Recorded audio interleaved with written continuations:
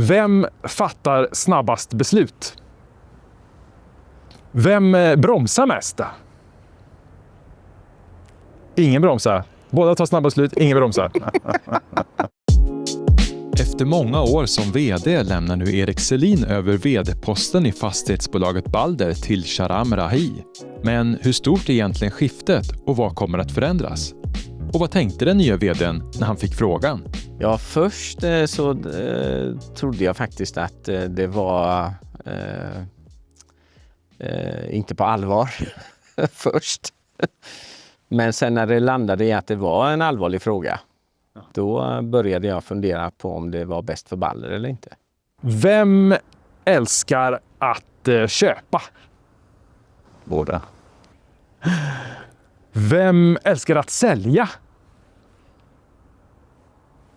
Erik, varför är det just nu rätt tid att lämna över vd-posten? Man vet aldrig när det är exakt rätt tid. Men man kan tycka att det är tillräckligt rätt. Och det var det jag tyckte. Mm. Var det ditt initiativ här, allting? Jag funderade lite och sen så ringde jag Sharam och så kom du till mig en lördag eller söndag eller någonting sånt där. Ja. Så det kunde ha skett innan eller efter. Det var inte någon exakt tidpunkt så som var. Fanns det någon tvekan kring det här liksom, alltså tidsmässigt? Ja, vi har bollat det och tvivlat så mycket som helst för att liksom försöka hitta svagheterna i detta. Man ska alltid försöka såga sina bästa idéer enligt mig.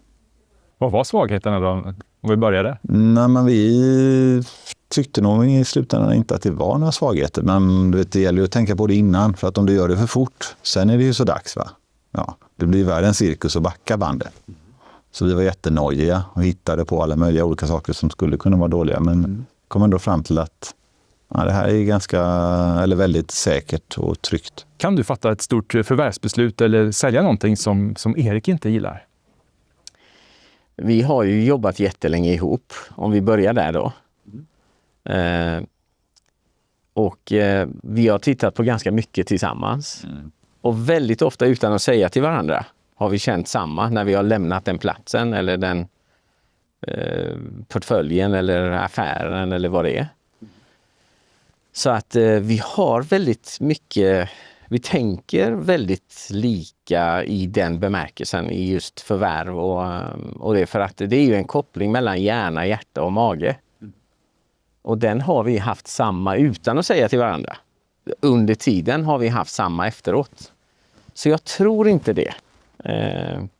Men man vet aldrig, det kan hända. Aha.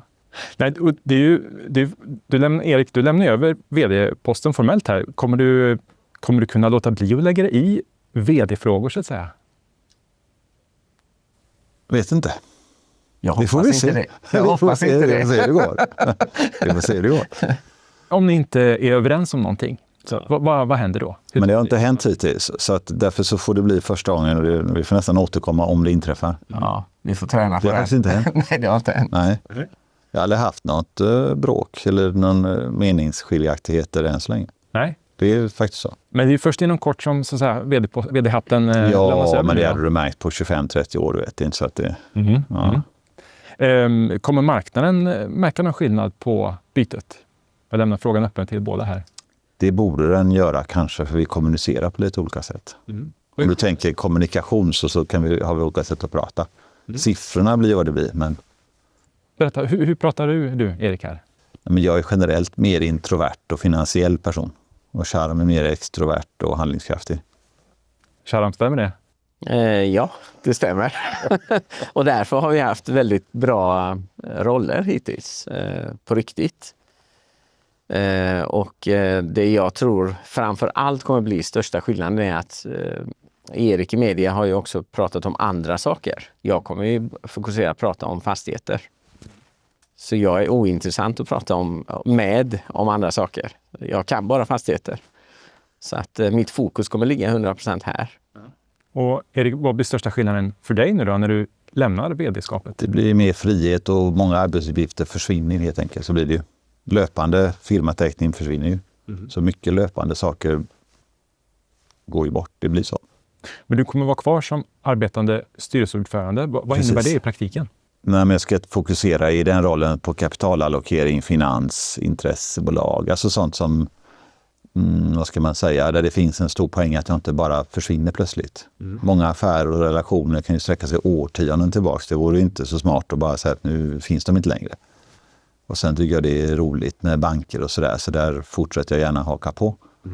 Och vissa partnerskap jag har kan ju vara personrelaterade och då är det lite sådär att bara byta ut dem, det blir inte riktigt bra, inte riktigt schysst. Men i de fall det är att det inte är personrelaterat, då flyttar vi det till kärnan. Men om det är det så säger man, men då ska vi inte göra våld på någonting. Liksom. Så vi ska bara hitta bästa lösningen för alla. Så, men mer tid och... Flexibilitet. Ja. Och vad ska du göra med den tiden? Och... Det kommer du få se, då händer det grejer va? Nu.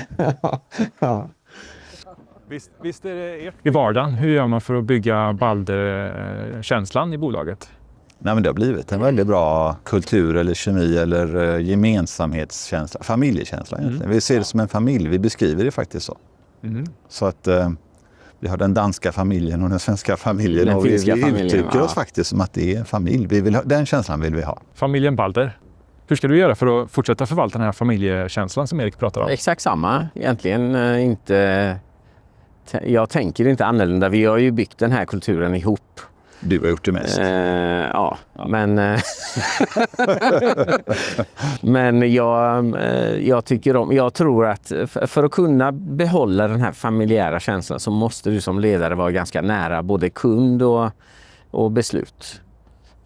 Och jag kommer inte ändra på den från måndag. Utan jag kommer fortsätta vara engagerad i både stora och små frågor som egentligen är ju...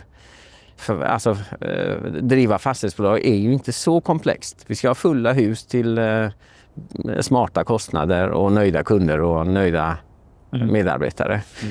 Så det är det som kommer att vara fokus. Stämman nu på fredag. Vad är det första du kommer göra på måndag? Åka hit och börja med en kopp kaffe. Det är alltid så jag börjar. Erik, vad kommer du göra jag nästa kommer vecka? inte ihåg om jag har något bokat på måndag. Jag kollar alltid almanackan dagen innan. Så jag vet faktiskt inte vad jag gör på måndag. Och kommer du komma hit? Och... Antagligen, jag kommer inte ihåg. Jag har sån endagars system. På kvällen säger jag vart ska jag imorgon. Ofta är det så jag gör. Day by day.